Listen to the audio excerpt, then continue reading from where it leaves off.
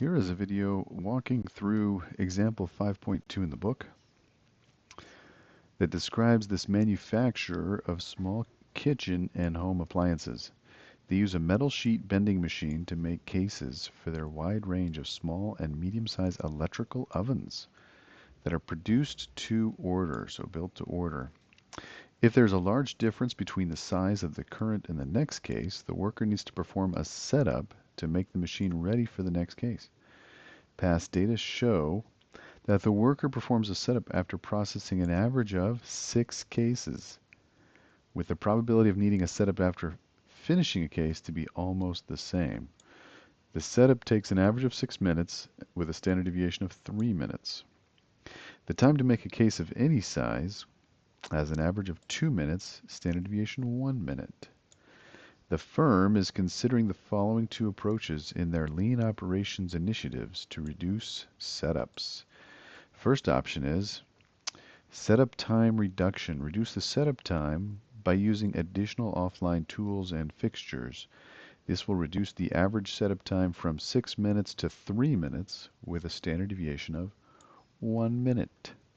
However, the setup will be performed more often after processing an average of 3 jobs instead of 6. Setup elimination is the second approach. Redesign the cases such that there would be no need for setups. This, however, increases the theoretical mean process time at the machine from 2 minutes to 3 minutes and the standard deviation from 1 minute to 1.5 minutes. How do the above two approaches affect the performance of the bending machine? So let's start with the information that we know.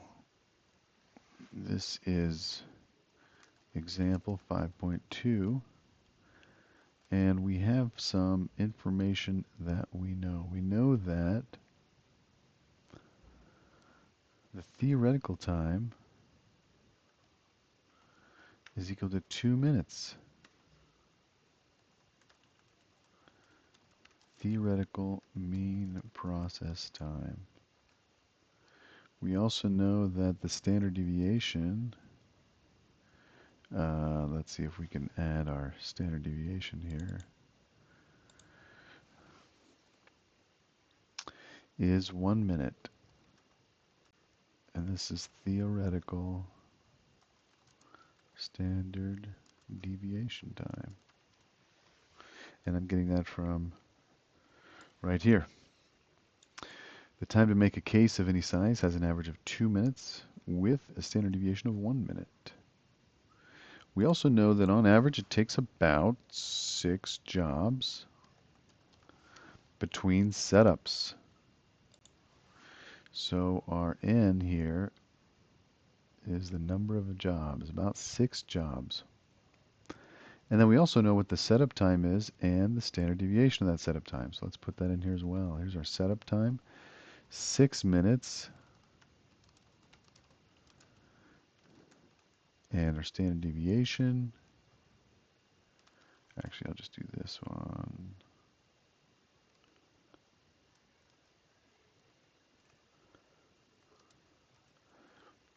Of the setup time is 3 minutes. Setup times standard deviation.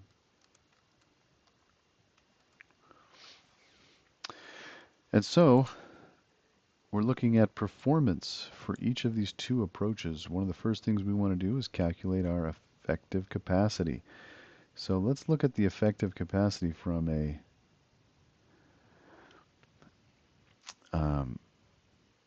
this perspective, which is we'll take the theoretical mean process time of 2 minutes. We will add that to the setup time divided by the number of setups, and that is 3 minutes. So the effective mean process time is 3 minutes. These come from some equations right up here, right above, where it says in these particular activities, this is a task-based interruption. So this is saying after 6 jobs, every 6 cases. That's our N. So we're using these formulas to find out what our effective mean process time is so that we can figure out what our effective capacity is. So let's do that. Let's do our effective mean process time is equal to a theoretical, which is 2, plus the setup time divided by the number of jobs. And that is going to be 3 minutes. So this is our effective mean process time. And now we can take that and create the capacity. What is the capacity? We can do 60 divided by that, which gives us the number of jobs per hour. Effective capacity in jobs per hour. Okay, so we're doing 3 minutes effective mean process time. We're doing 20 jobs per hour. Now we can use that to compare another approach. This is kind of the current capacity of this metal sheet bending machine. So let's look at setup time reduction. So under setup time reduction, we have a couple of changes. So let's do a setup reduction section here. Setup reduction, setup time reduction. And what's changed here is we have an NS of 3, which means that the average is changed to about every 3 jobs. We have a setup time that's shorter, 3 minutes. New setup time. And we have a, so it says, thus the machine will have effective mean process time of this, resulting in the same effective capacity per hour. Sorry, excuse me, we're down, wait, where are we? Yeah, under the setup time reduction, we have NS of 3, TS of 3. Thus, the machine will have effective mean process time of 3 minutes. So let's calculate that right here. What is our new mean effective process time? Well, it turns out we still have the same theoretical time. We're adding to that the setup time, which is down to 3, and we're adjusting for the number of jobs between setups, and that is also 3. So this is our new effective mean process time. Turns out it's the same. And if that's the same, then our capacity is also going to be the same. 20 jobs per hour.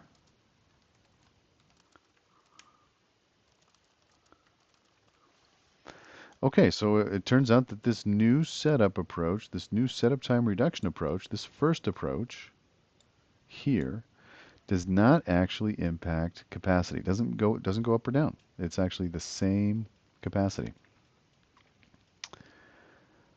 If the setup operations is eliminated, we have a theoretical setup time of 0. However, the theoretical mean process time of the machine is increased to 3 minutes. Since there are no setups, the effective mean process time of the machine would be equal to the theoretical mean process time. This results in the same effective capacity of 20 jobs per hour. Okay, so let's walk through this one. This is the setup elimination option. And what this is saying is, if there's no setups, this is this one down here, setup elimination. If there's no setups, then TS is equal to 0.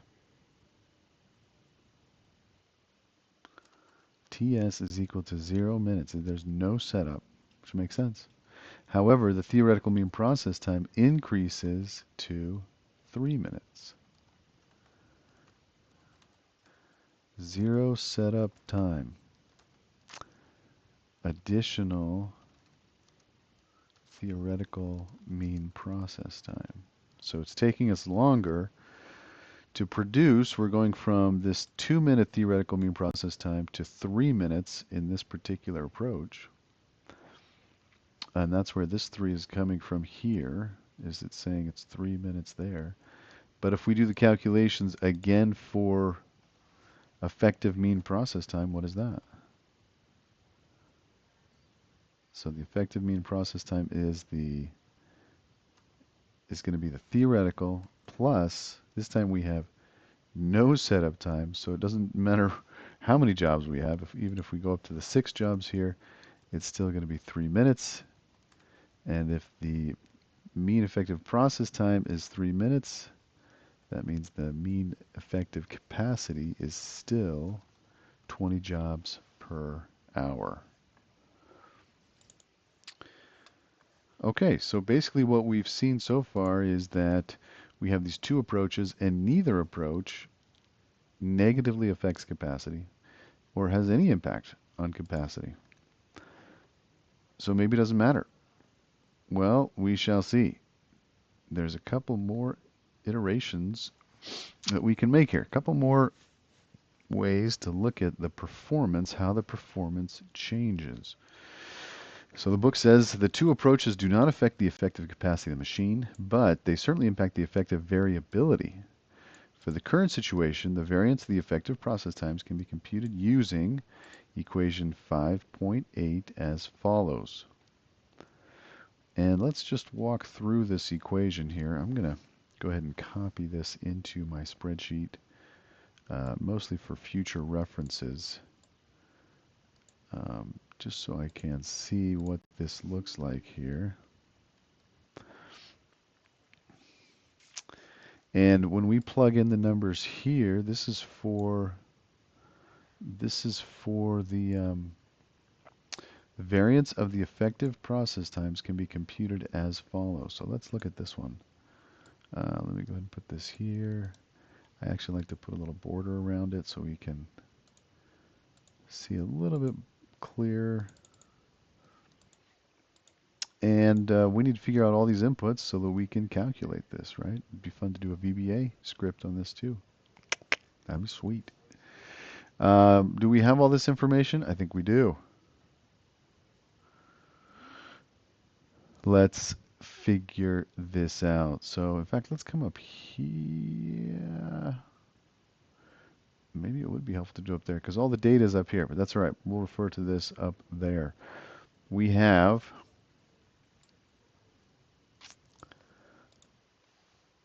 equals to, this is our standard deviation of the theoretical process time, which is right here. 1, and we're going to square that. 1 squared plus, now we'll do the standard deviation of S, which is the standard deviation of the setup here. We'll square that. Whoa, what happened? I lost it. Plus, here's our standard deviation of the theoretical process time squared, plus the standard deviation of the setup time, which is 3 minutes,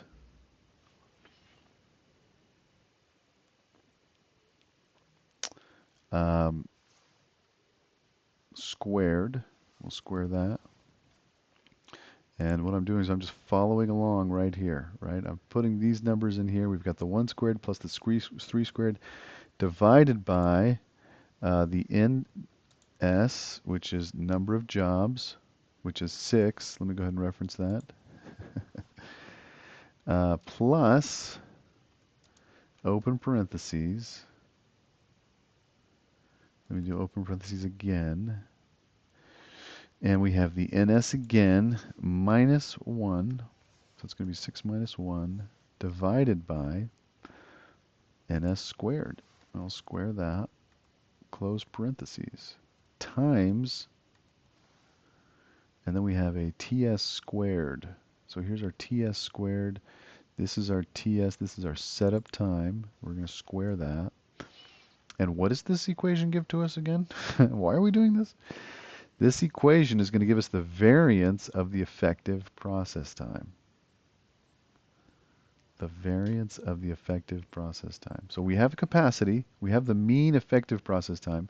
What we haven't calculated yet is the variance of this effective process time. And that's what this equation gives us. So we'll hit enter on this equation. That gives us 7.5. What does that mean? Well, nothing yet. We still have to take the square root. So this is, in fact, let me move this here.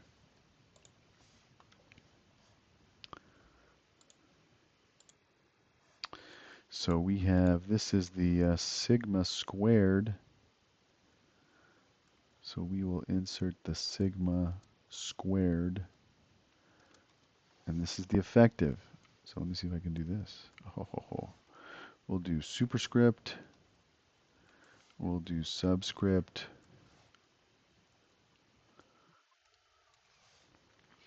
This is the sigma squared of the effective process time. And so to get the square root of that, we simply take the square root of, the coefficient of the variation is this, the standard deviation divided by the mean. We take the square root of the 7.5 to get the standard deviation, because right here it's squared. So we're simply taking the square root of that divided by the mean, which is 3, and that gives us our coefficient of variation. So let's do that right here. Let me go ahead and do this guy. I'll copy this down, and we'll take out the squared. So we'll do the squirt of the 7.5. And then we'll do the CV, the coefficient of variation. And this is for the effective process time, is equal to standard deviation divided by the mean. And the mean we found out to be is 3 minutes. So we're taking this square root of 3.75, or excuse me, square root of 7.5 divided by the 3, and that gives us this 0.91. And there it is. So we've come up with the effective variability of the machine, which is 0.91. Let me do something. Let me do a subscript here, and that makes that a little bit more palatable, I think, or agrees more with the book.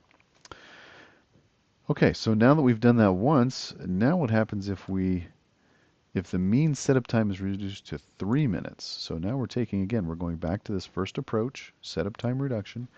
We're saying if that setup time is reduced to 3 minutes with standard deviation of 1.5 minutes, and the setup operations needed after an average of 3 jobs, what is the variance of the effective process time? Doing a very similar equation we just did for the current process up above, we're finding out what is the effective variability of the machine if we're going to follow this mean setup time approach. So let's do that. So this is going to be the mean setup time approach, or excuse me, setup time reduction approach. And we're going to use the same formula. Yeah, now I'm starting to think maybe we should move this over here just to make this all just a little bit closer. You know what I'm saying? Just a little bit closer together. So I'll move this up here.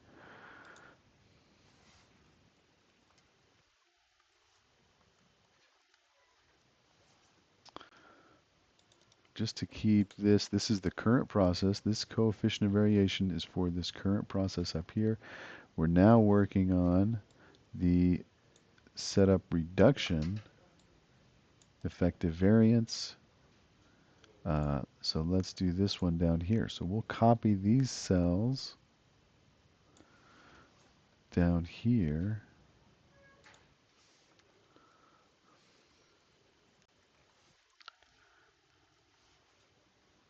And we'll do the calculation again. We'll use the same formula, but this time we're going to take into account a little bit different inputs for this setup time reduction scenario. So what is this equal to?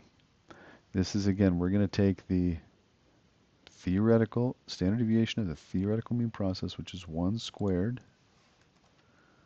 plus the standard deviation of the setup time, which is 1.5 minutes. Okay, it's important to note here too that the standard deviation has changed. I did not include it here. So let me go ahead and include that here before we get too far going here. This is the standard deviation of the setup has changed to 1.5 minutes. So again, if we come back up here, this is saying if we eliminate the setup,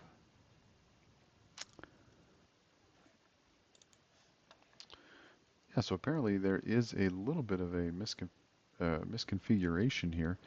Um, we're going to use what this number is down here for the standard deviation for the mean setup time reduction option, not for the elimination, but for the reduction. In other words, what we're looking for is we're still trying to figure out this equation right here. We're looking for the standard deviation of the setup.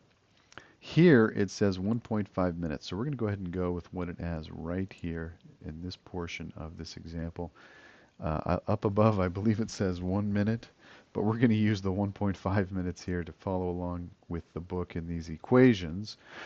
But I think it's also important to note that often when you reduce some kind of time as the average, it's not uncommon to see the standard deviation increase. So I think it's actually more realistic if the standard deviation increases to 1.5 minutes instead of uh, instead of the 1 minute up above. So we're going to assume here that the standard deviation for the setup, so this is going to be another standard deviation of the setup, is equal to 1.5 minutes. Now that we have that in our setup time reduction option, we've reduced our setup time and our standard deviation of the setup is 1.5 minutes. Now we have all the pieces to identify the variance of the effective process time. So let's figure out what this variance is. Again, we're going to start with the standard deviation of the process time, which hasn't changed. That's up above at 1 minute. We'll square that. We're going to add to that this expression, which is the standard deviation of the setup time. We'll square that. We'll divide by ns, which has changed to 3. We will add the ns minus 1, all divided by the ns squared times ts, which is the setup time, the new setup time squared. So when we do that, we get 3.75. So we are aligned here with the book. Again, this is the variance, and the effective variability is the CV. So we take the square root, we take the squirt of the variance, that gets us the 1.94, and the effective variability, which is the coefficient of variation, is going to be the standard deviation divided by the effective mean time. And that is 0.64. We have 0.65, a little bit of rounding difference. The book does not take into account more decimals beyond 3.75. So we're a little bit more accurate than the book, but we're there. We have the effective variability of the machine. So if setup operations is completely eliminated, the effective variability of the machine is equal to its natural variability, which is, so we're doing the setup elimination option now, and if we look at the variation of the setup elimination, that's what this paragraph is telling us. If the setup is completely eliminated, then the effective variability of the machine is equal to its natural variability, because there's no variability on the setup. And the natural variability would be the equal to this equation here. So we're going to do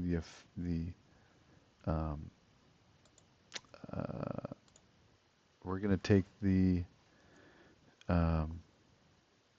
standard deviation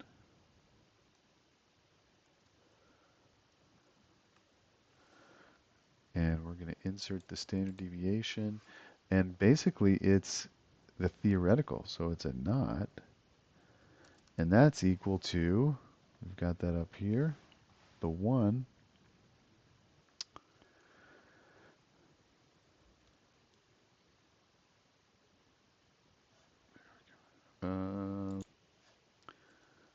let's see, so this says the standard deviation of the theoretical process time is 1.5, and that is true. So if I come back up here to the setup elimination process, the standard deviation has gone from 1 to 1.5. So we can include that here as well. This is the standard deviation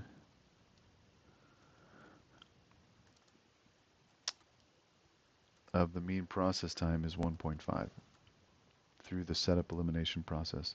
So if that's that, then we can come down here and figure out this formula, which is the effective variability, given that there's no setup. We already have our standard deviation of the theoretical process time. We have our average time of the theoretical process time. We can use those to find out the effective variability from an effective process time, because again, there is no setup. We've removed setup, and this is the effective and the theoretical variability. So what does that look like? Let me copy my symbol down here. And this is going to be equal to the standard deviation divided by the mean time. And that gives us 0.5, which is lower than the setup time reduction option. The book also says, before we conclude our discussion, we must emphasize the following. In the above example, setup time reduction or setup elimination did not affect the effective mean process time and thus did not change effective capacity.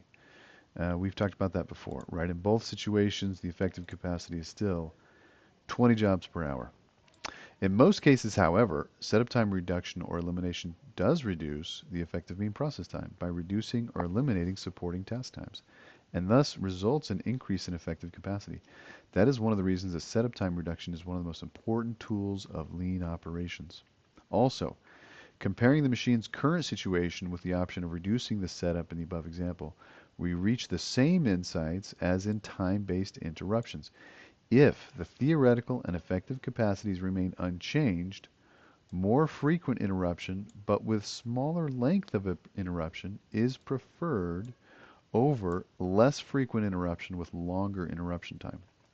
Specifically, in the current situation, the average time between two interruptions is longer than under the setup time reduction, time to produce an average of 3 jobs. However, the interruption time in the current situation, average setup time of 6 minutes, is longer than that under the setup reduction option, average setup time of 3 minutes. So, setup time reduction resulted in lower effective variability. The book concludes with this principle: more frequent but short interruptions result in lower effective variability than less frequent but long interruptions, given that capacity, theoretical and effective capacity, is unchanged. Hopefully that's helpful to walk you through this example. Let me know if it helps and what other questions you might have.